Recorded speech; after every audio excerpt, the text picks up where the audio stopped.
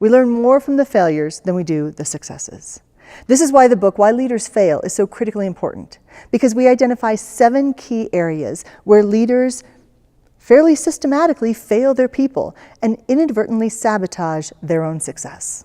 People in the workplace don't just want to be thanked with a trophy that's meaningless, but they want to be respected. They want their ideas to be heard.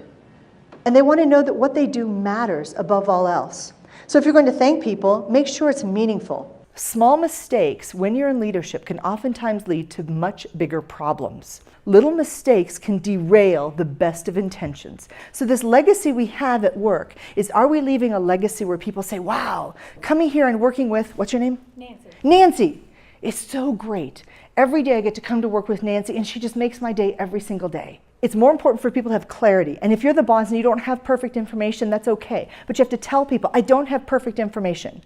And I would like to give you as much information as I have right now. And I promise you, I will give you updates every single day as often as I get an update. People don't feel as though they have enough quality time with the boss.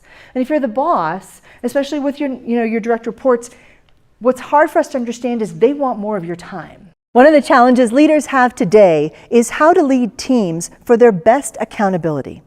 Now, most of us have been part of teams, and maybe some of you are part of group projects in school.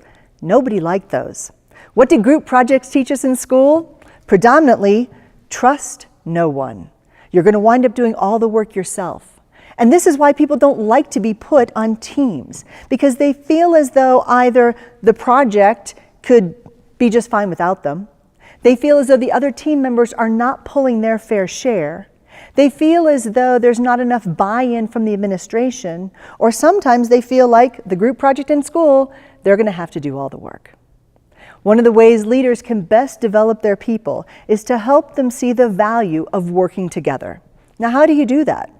There's a few techniques that we've tried that will help people work together better as teams. What you're trying to do is figure out areas of strengths among your team members.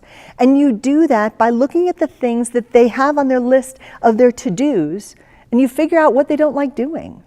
But there are people, folks, working for you who simply are not sure about the best possible way to do their job. Now, as a leader, what can you do to help them do that? The productivity system kicks in here.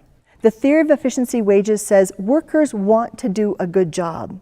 And what they need from you as their boss, as their employer, as their leader, is they need you to step forward and make sure you're taking care of them as well.